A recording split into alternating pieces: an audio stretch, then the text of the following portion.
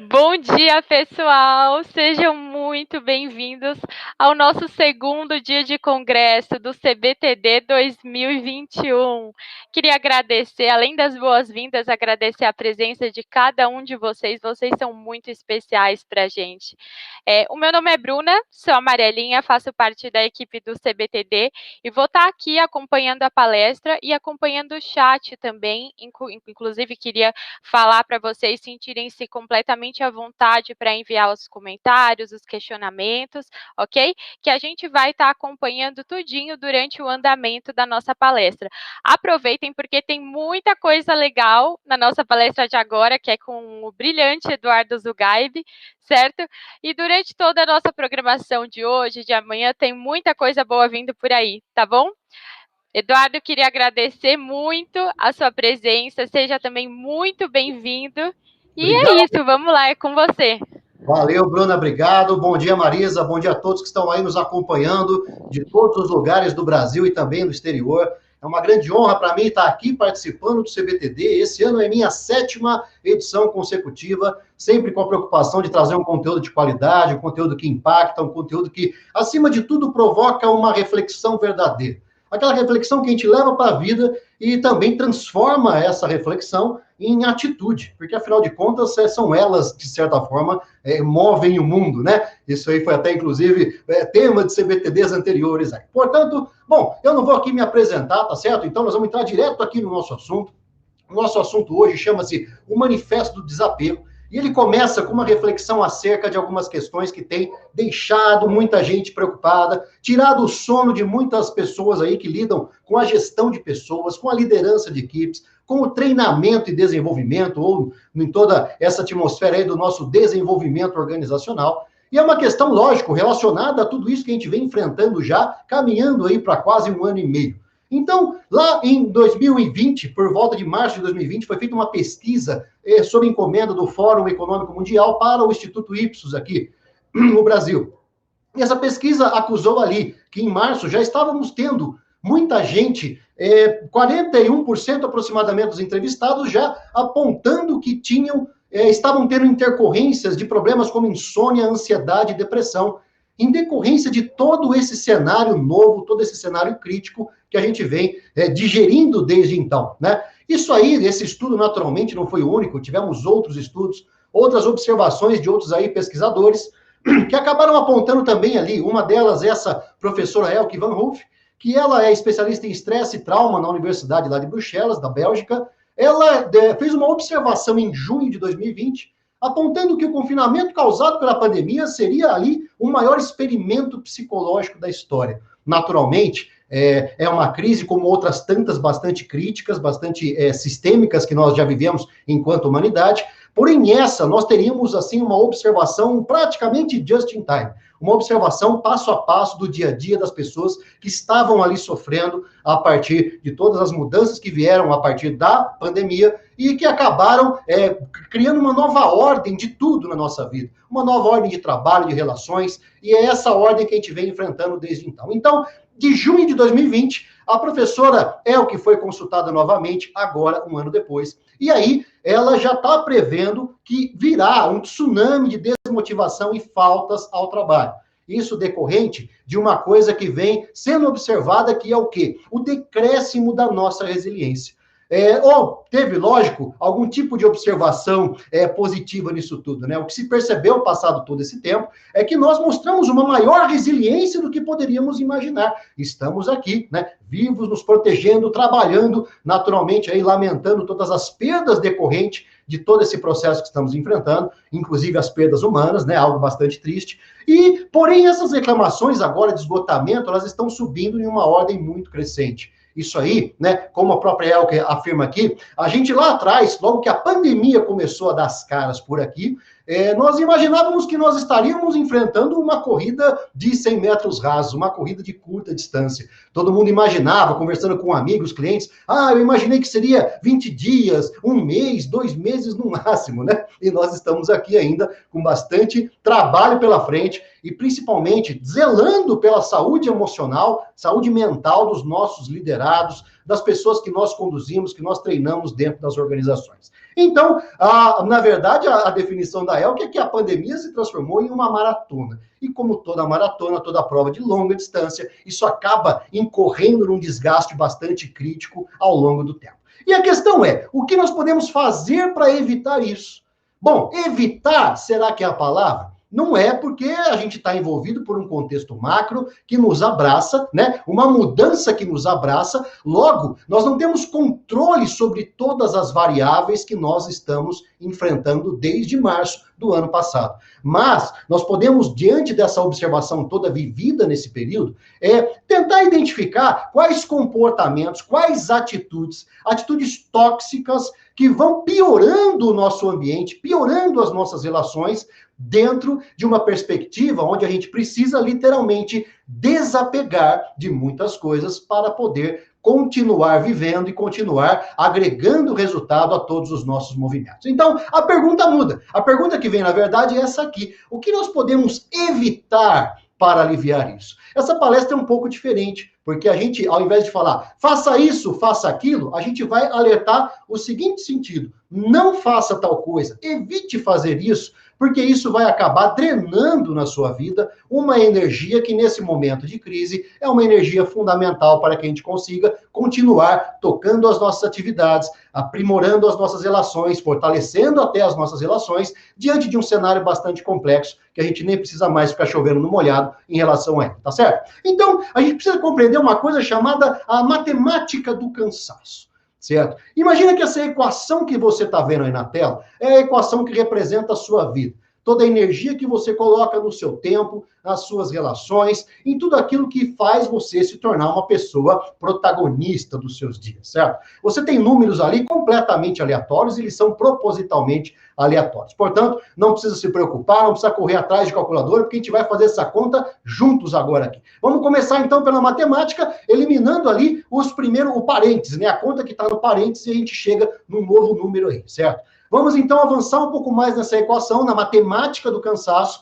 e eliminar agora o que está dentro do colchete, certo? Chegamos em um novo número que vai aí acrescentando mais e mais dígitos a toda essa energia que a gente coloca vigorosamente dentro do nosso dia a dia, do nosso trabalho, seja ele remoto, seja ele agora semipresencial ou presencial, não importa, mas vamos avançar um pouco mais na conta aqui, nós chegamos num número assustador, 1.070.633.971 vezes um númerozinho que estava escondidinho dentro da equação e que vai fazer com que a gente coloque toda essa energia depositada no nosso dia a dia simplesmente na perspectiva de zero. Pois é, quanto que nós estamos multiplicando por zero as nossas ações, o nosso esforço, a nossa energia, o nosso estado de espírito, chame do que você quiser, e colocando isso a perder com atitudes que representam atitudes tóxicas, atitudes que podem ser completamente eliminadas da nossa vida, em nome de uma maior saúde mental, de uma maior qualidade de vida.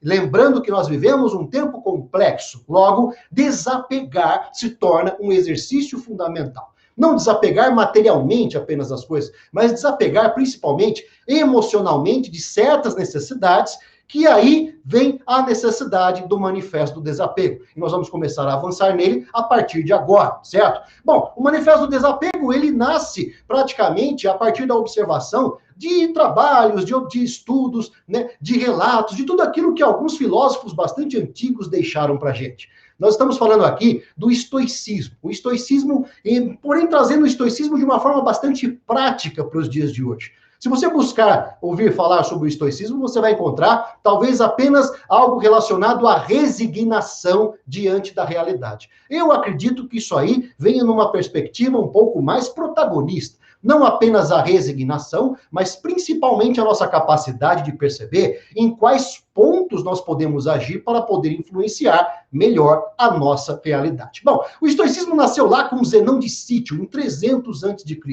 Ele teve ali depois mais um desenvolvimento por parte do Epiteto, né, lá por volta de 135 a.C. Depois veio também Sêneca, talvez um dos estoicos mais famosos, né, já em Roma, em 65 a.C., e ele se consolidou, ele se tornou, de certa forma, uma política pública quando Marco Aurélio, aquele que ficou conhecido como imperador, filósofo, também tornou-se um adepto e um desenvolvedor das ideias estoicas. Marco Aurélio viveu ali por volta de 120 depois de Cristo já, certo? Então, o estoicismo diz respeito ao quê? Poxa, primeiro essa nossa necessidade, dessa ilusão que nós temos de ter controle sobre tudo. Bom, vou falar para você, curto e grosso, relaxa porque nada está sob controle. A única coisa que a gente tem aqui, talvez seja, um ato chamado influência. Influência sobre aquilo que nós podemos mudar, sobre aquilo que nós temos capacidade de alterar.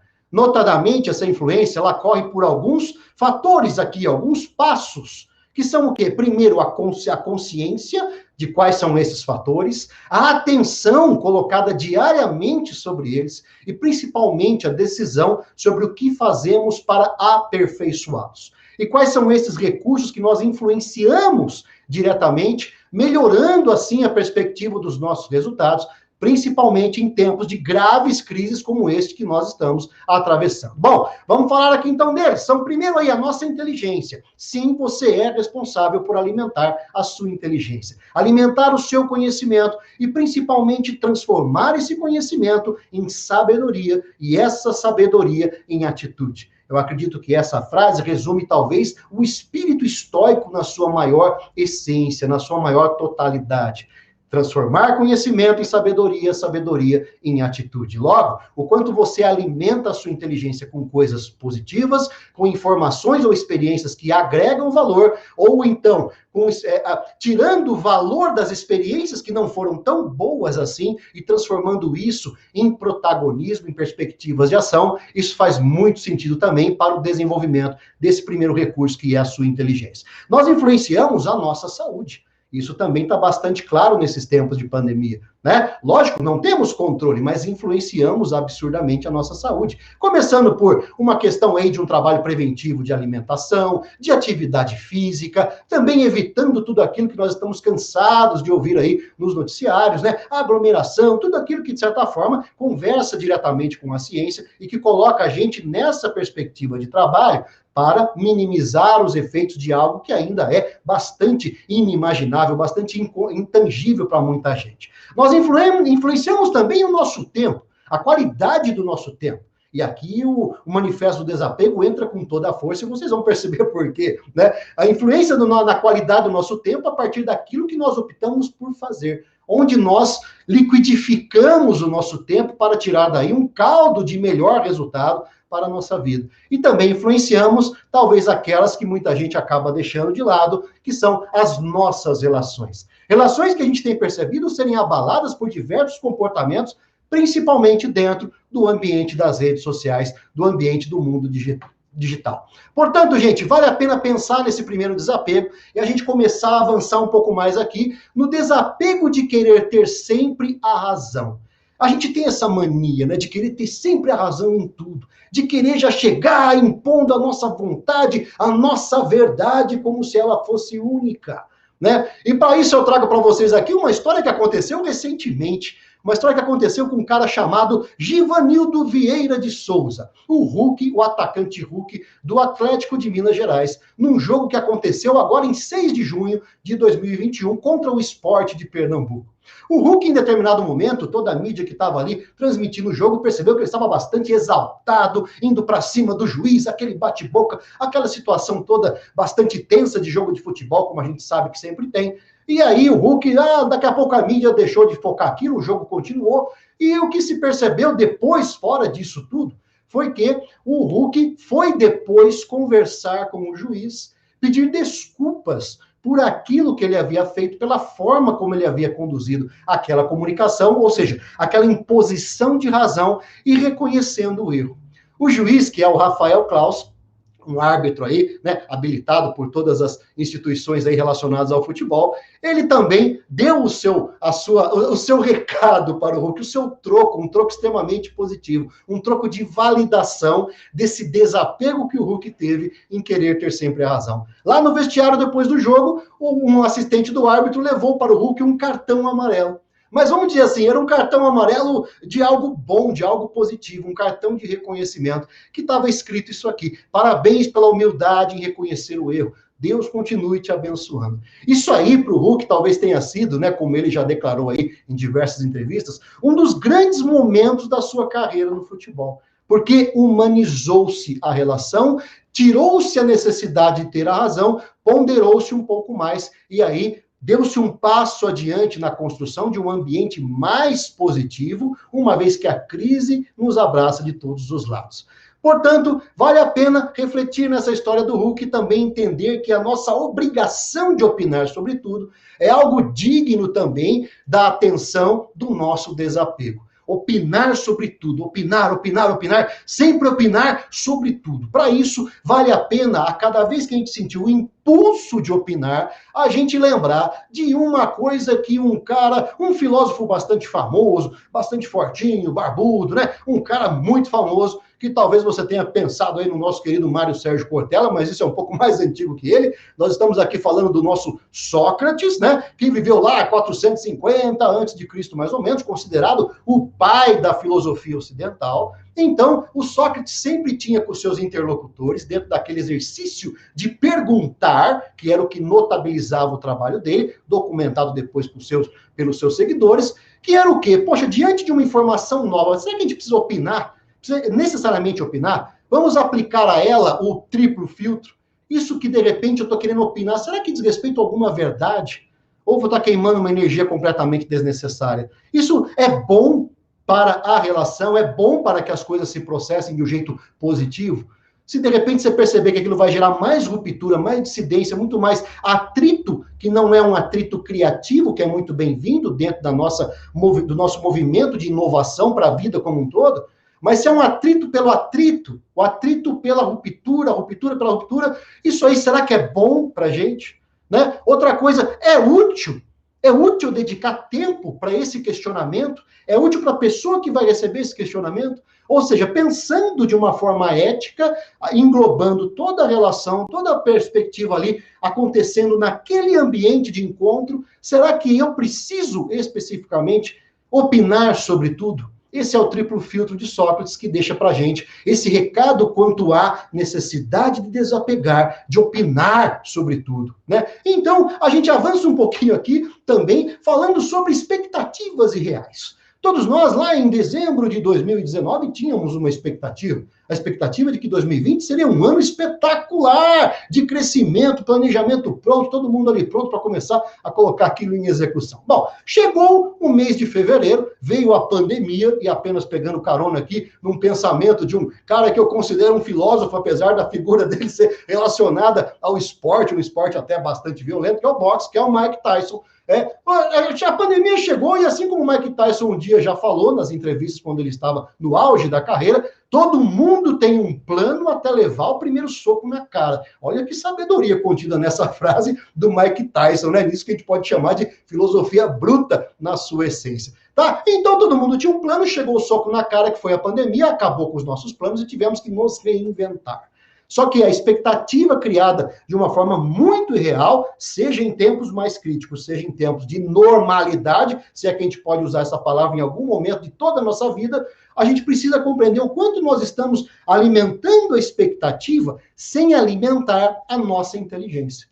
A expectativa pela expectativa vai criar para você apenas um ambiente de frustração. Ah, significa que a gente não tem que ter expectativa? Temos que ter, óbvio. Temos que ter desejos, temos que ter vontades, temos que ter um olhar de futuro e perseguir isso com todas as nossas forças. Porém, isso não pode vir desacompanhado do nosso desenvolvimento. E é onde você encontra agora diversas expressões, como lifelong learning, como diversos movimentos relacionados à nossa capacidade de influenciar aquele recurso da nossa inteligência funcionando ao nosso favor. E a expectativa irreal, para mim, eu lembro de uma história que eu vivi entre a minha infância e a minha adolescência, que foi o quê, né? Bom, a minha família nunca teve muito dinheiro, meu pai trabalhava, dava um duro danado, a gente ficava ali, não era uma classe média, vamos chamar assim, era uma classe remediada, certo? De vez em quando, meu pai conseguia ali reunir a família, levar para um restaurante, os 3 filhos ali, para ter uma celebração. Isso era muito raro. Quando acontecia, lógico, era um tremendo de um evento na vida da gente. E eu sempre que ficava ali olhando os cardápios, né, eu vi um prato que tinha lá que me chamava a atenção, e que só de falar o nome desse prato, minha boca salivava. E eu não me imaginava, não fazia ideia do que era aquilo. O prato chamava-se chucrute. Fala a verdade, quando você fala chucrute, dá uma sensação, né? Você imagina alguma coisa escorrendo, uma calda, um negócio assim, apetitoso, tenro, macio, que você morde. Você fica imaginando uma coisa um tanto quanto assim, bastante na linha daqueles pratos mesmo extremamente elaborados, né? E eu comigo ali, sempre que a gente ia, ficava namorando silenciosamente o chucrute, pensando, poxa, o dia que eu puder vir sozinho num restaurante, porque eu já percebi que meu pai passava batido ali, nem questionava, eu vou chegar e vou pedir o meu chucrute. Eu quero o meu chucrute. Vai ser o meu chucrute comprado com o meu dinheiro. Bom, o tempo passou, naturalmente, eu lá comecei a trabalhar com meus 14, 15 anos, logo lá que veio meus primeiros salários, consegui dar uma organizada na vida, legal, vou no restaurante, sentar com toda a honra, toda a glória e chegar pro garçom e falar, eu quero um chucrute, só pra mim, cara. Me traga o melhor chucrute que você possa fazer, né? E para acompanhar, me traga uma Coca-Cola gelada. Bom, o garçom veio naturalmente lá, né, com o chucrute fumegando debaixo daquele prato. E na hora que ele colocou na mesa o chucrute, tirou a tampa, eu olhei que toda aquela minha alienação, todo aquele meu desejo, aquela minha expectativa irreal, tudo aquilo que eu havia falado para vocês aqui, que salivava quando eu pensava em chucrute, na hora que ele abriu, eu vi que aquilo era um prato apenas de repolho cozido. Aquilo criou uma frustração muito grande na minha vida. Portanto, quantas expectativas irreais a gente alimenta, né, sem ter a inteligência acompanhando isso e transformando isso em busca concreta, em busca que a gente vai em algum momento perceber, pô, mas será que é isso mesmo que eu quero? Será que é para isso mesmo que eu estou dedicando tanta atenção, tanta energia? Vale pensar também nesse desapego das expectativas irreais e também partir para um outro aqui que diz muito respeito a interatividade nas redes sociais, que é o desapego de depender exclusivamente da aprovação alheia, né? Quando a gente fala de depender da aprovação alheia, lógico, né? Eu não sou louco de falar que um elogio, que uma massagem no ego, que uma validação, né? Que isso não seja importante na nossa vida. Claro que é. O problema é quando a gente apenas se pauta pela necessidade da aprovação alheia, esquecendo de alimentar a nossa autoestima também através de você se conhecer, de um trabalho de autoconhecimento, de você compreender as suas forças, as suas fraquezas, as suas vulnerabilidades e tudo aquilo que te torna um ser humano único, certo? E logo as suas experiências.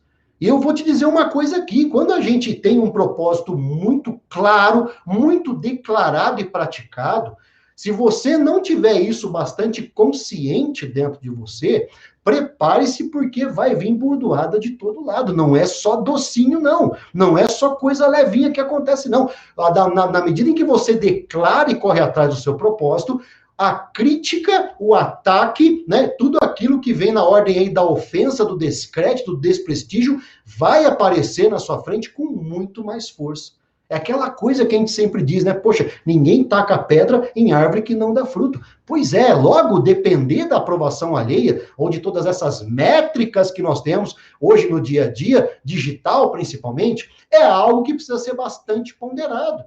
Ou seja, você não vai agradar todo mundo a todo instante e nunca tem essa pretensão. E quando surgir a crítica, lógico, entenda essa crítica, saiba dirimir essa crítica, entender tudo aquilo que é algo que pode ser positivo ou tudo aquilo que é puro enchimento de saco de gente que não tem o que fazer, que está apenas ali na perspectiva de ficar incomodando e destilando veneno por todas as redes sociais por aí. Você sabe do que a gente está falando, né? A boa crítica mesmo, ela é sempre acompanhada de uma perspectiva de melhoria, né? De algo, ela vem junto com uma mentoria para uma melhoria. Ela não vem apenas a crítica pela crítica, o ataque pelo ataque. Logo, precisamos nos dedicar também a compreender o quanto nós apenas dependemos da aprovação alheia. Porque isso pode colocar a gente numa rota, né, de baixa autoestima, você começa a matar aí a sua capacidade de interagir, você começa a matar também ali a sua espontaneidade, a sua autenticidade, e com isso você vai se tornando uma pessoa extremamente vazia, que apenas funciona quando vem um joinha naquilo que você faz. Pensa nisso. Até onde está a sua necessidade de aprovação? 100%. Da opinião alheia, e você acaba se esvaziando dentro desse processo. Então vamos partir aqui para outro desapego que diz respeito aí àquela obrigação, aquele desejo, aquela vontade que a gente tem de mostrar para o mundo que nós não sentimos medo e que a gente também nunca vai precisar de ajuda. Pensa bem, né? Nós estamos falando aqui diretamente de uma coisa chamada vulnerabilidade.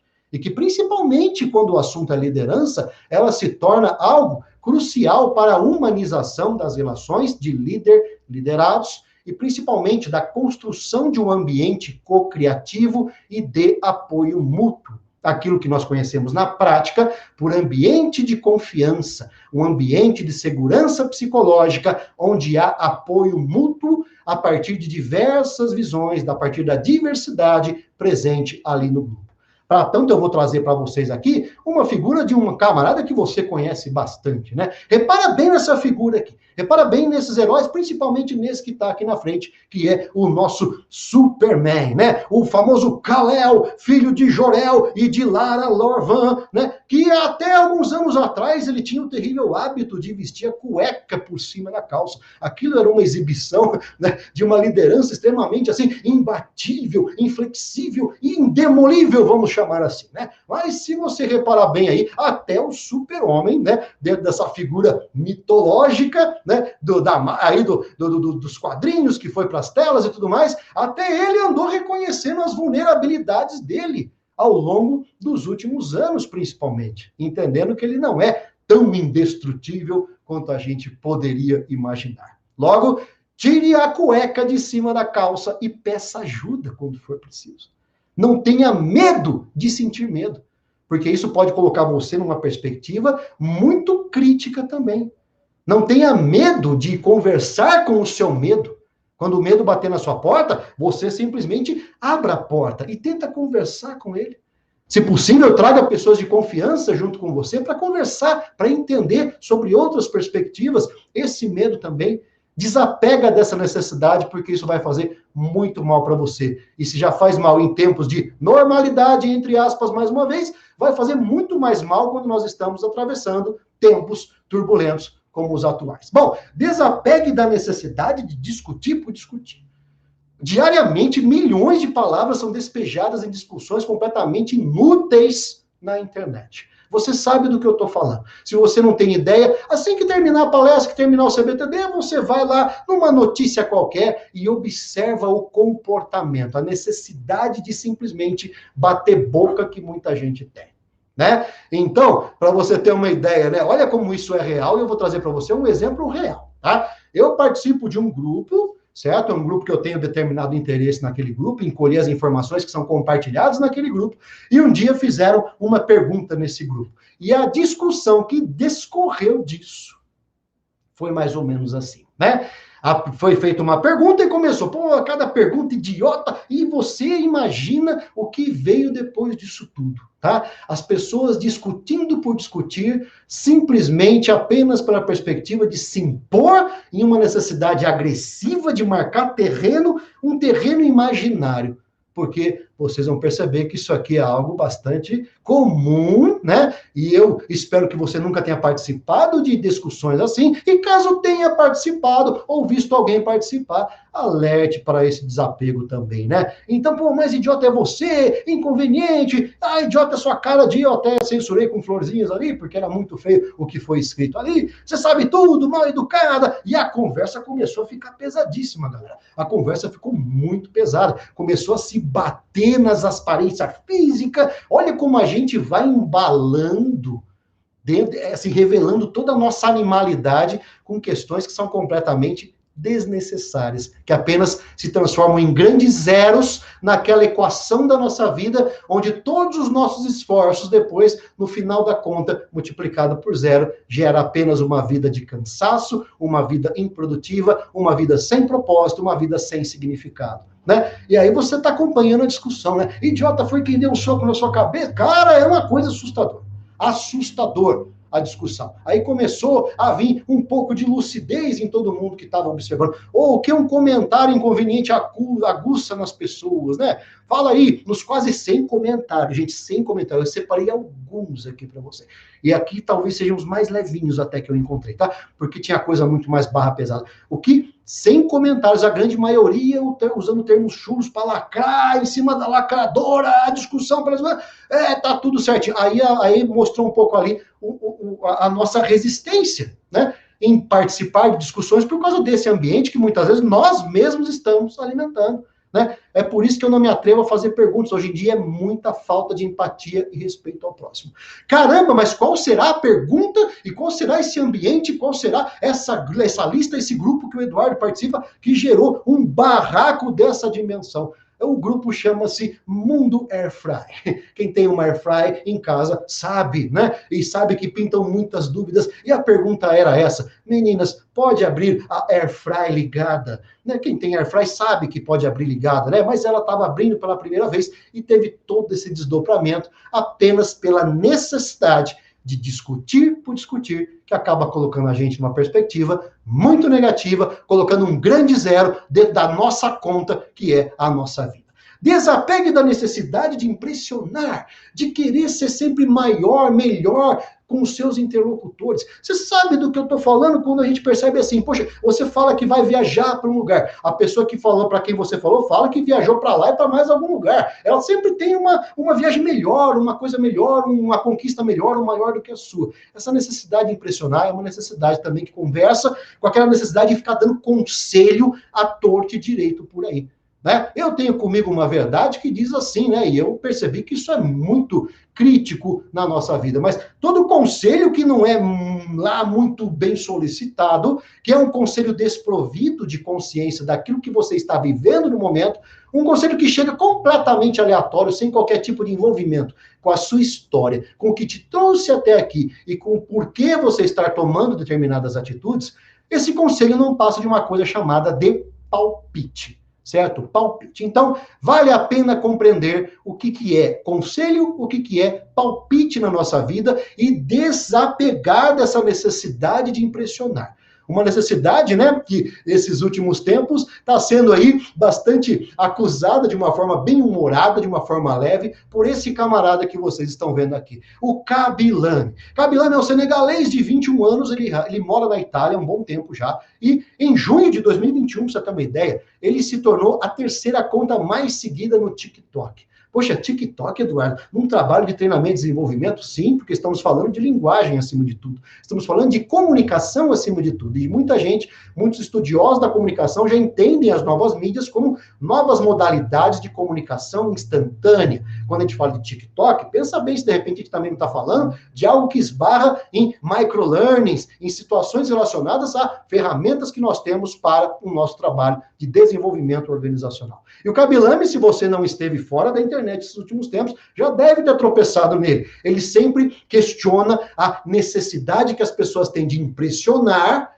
e a partir dessa impressão, querer causar uma impressão de dificuldade, acabam criando muita complexidade para coisas simples. E ele sempre termina com essa mão e essa cara impagável. Eu sou fã do Kabilane, eu acredito que muitos de vocês aqui também sejam, porque ele veio assim, enviado no momento certo, para questionar o quanto que nós nos apegamos a coisas complexas, não buscando torná-las simples, mas torná-las mais ainda complexas apenas para impressionar. Vale a pena pensar nisso e vale a pena também de compreender que desapegar dessa ideia de que apenas você está certo.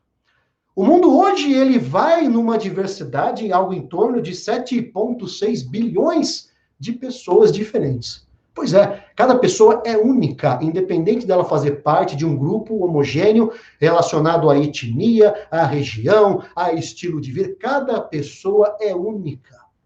Isso nos torna seres extremamente diversificados.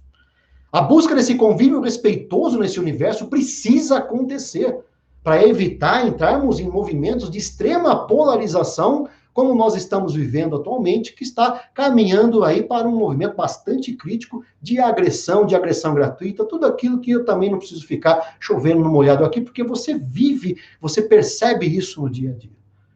Então, a gente precisa, então, resgatar alguns conhecimentos também relacionados aí à filosofia, de que onde que a gente encaixa as nossas relações dentro dessa curvatura toda que existe de possibilidades.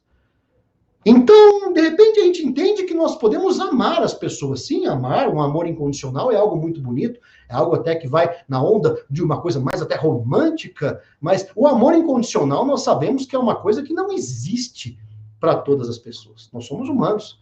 As pessoas que nós amamos incondicionalmente, um pai, um irmão, um filho, uma mãe, são pessoas, a pessoa da sua relação afetiva, a gente conta isso nos dedos. Logo, você não ama incondicionalmente toda a humanidade, mas você pode ter uma disposição moral e agir como se amasse.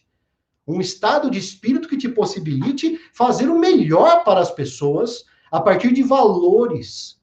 Valores, podemos dizer assim, um valor relacionado a algo chamado generosidade. É um valor muito forte. Você não precisa amar, mas você pode agir como uma disposição espiritual, moral, para poder fazer o melhor para as pessoas com quem você se relaciona. Todo dia eu saio de casa com a minha moral, você sai com a sua moral, onde estão contidos ali os nossos valores. Em algum momento, esses nossos valores vão se encontrar em alguma arena de convívio comum. É nessa hora que a gente precisa lembrar de uma palavrinha que muita gente repete por aí, mas a prática é um tanto quanto questionável, que é uma coisa chamada ética. Pensa nisso.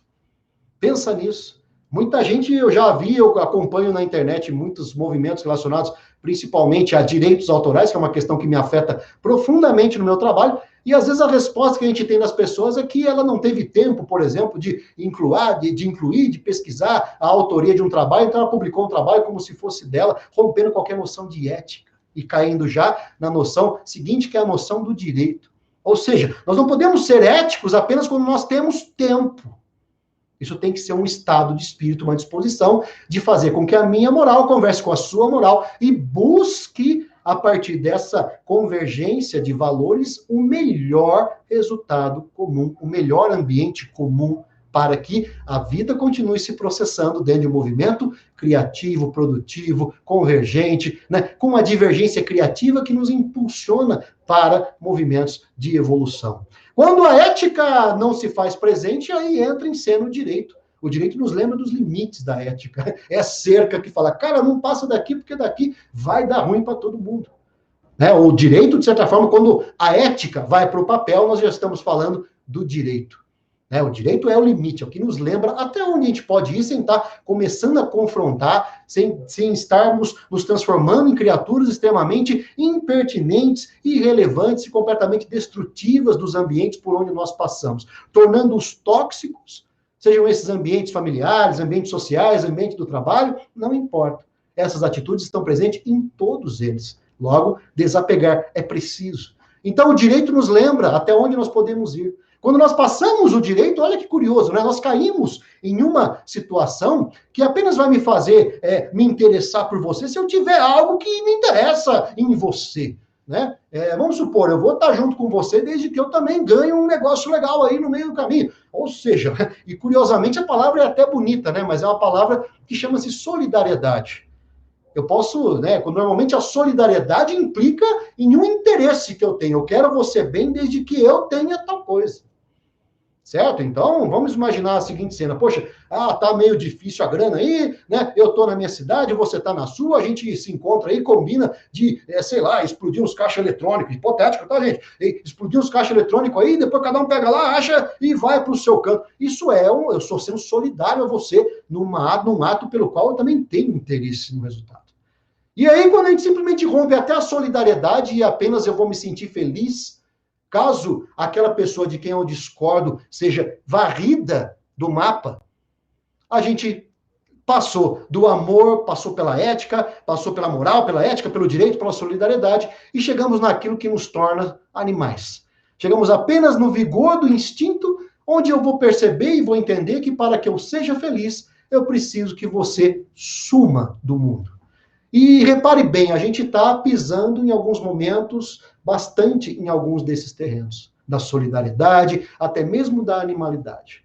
Para nosso conforto, para nosso consolo, olhando a história da humanidade de uma forma macro, a gente vai perceber que nunca faltou oportunidade para a gente se aniquilar enquanto humanidade ao longo de toda essa história, toda essa curvatura de história. Foram guerras, dominações, ditaduras, todo tipo de questão que sempre colocou o mundo dentro de uma véspera de colapso, né? Eu cresci ouvindo falar da Guerra Fria, aquele mito, aquela coisa que de repente alguém podia apertar um botão e explodir o mundo, e aí você teria apenas a competição para quem explodiria o mundo primeiro. Que competição mais estúpida essa, né? E a gente acaba embarcando muitas vezes em movimentos que nos fazem despencar do amor incondicional, da moral, da ética, do direito, já passando a solidariedade e cai ali na barbárie, na animalidade. Então, resgatar essa consciência, né? Resgatar essa consciência do convívio mútuo, do respeito à diversidade, do respeito à ideia diferente da sua, porque a sua, como já falamos aqui, também não é a única, é algo que vai nos tornar humanos e para o nosso conforto, vamos chamar assim, todas essas oportunidades que nós tivemos de nos aniquilar, sempre vigorou depois a necessidade da humanidade se curar, se regenerar e caminhar em direção de um futuro melhor. Portanto, meus amigos, eu espero que esse nosso bate-papo sobre o Manifesto do Desapego tenha feito sentido para você, que ele possa reverberar na sua vida sobre as atitudes que nós estamos vivendo hoje e que estão impactando a nossa vida, o nosso trabalho, as nossas relações e, principalmente, a nossa saúde. Liberte-se daquilo que não lhe diz respeito e você vai ver o quanto que é melhor você influenciar aqueles recursos que nós falamos. Vamos recapitular? Inteligência, saúde, relações e tempo. E eu tenho certeza que a partir daí você vai ter uma vida muito melhor, muito mais produtiva, muito mais protagonista, mesmo diante de um cenário de situações completamente caóticas que nos envolvem. Para isso, eu deixo para vocês aqui de presente uma reflexão na forma de um e-book que você acessa no perfil da minha palestra lá no portal do CBTD. Nós temos ali um aprofundamento nessas reflexões, temos também ali um mapa visual do Manifesto do Desapego, que eu vou ficar muito feliz de ver você printar isso, compartilhar com as suas redes e passar essa ideia adiante, para que assim, a gente, nessa consciência de coletividade, consigamos construir um mundo muito melhor para a gente viver, para os nossos descendentes viver, um mundo onde prevaleça a ética e, principalmente, a preocupação com problemas reais, que não são poucos. Muito, muito, muito obrigado. Temos aí um tempinho ainda, 2 minutos. Bruna, eu estou à disposição, caso tenha aí algum comentário, alguma situação aí que tenha surgido, temos aí um tempinho para poder conversar com o pessoal. Valeu, pessoal. Muito, muito obrigado.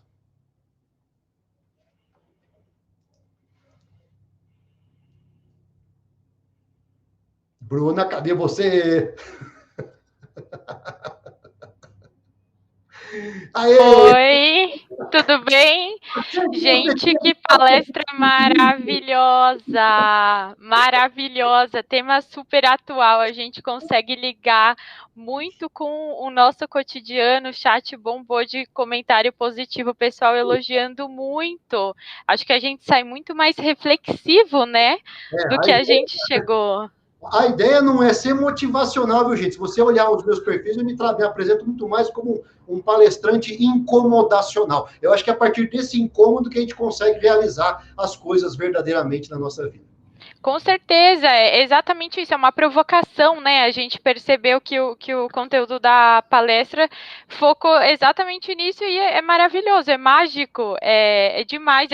Eu estava prestando atenção aqui, estava olhando o pessoal do chat e ouvindo. Gente, super legal as referências também que você trouxe, show de bola, parabéns, Eduardo.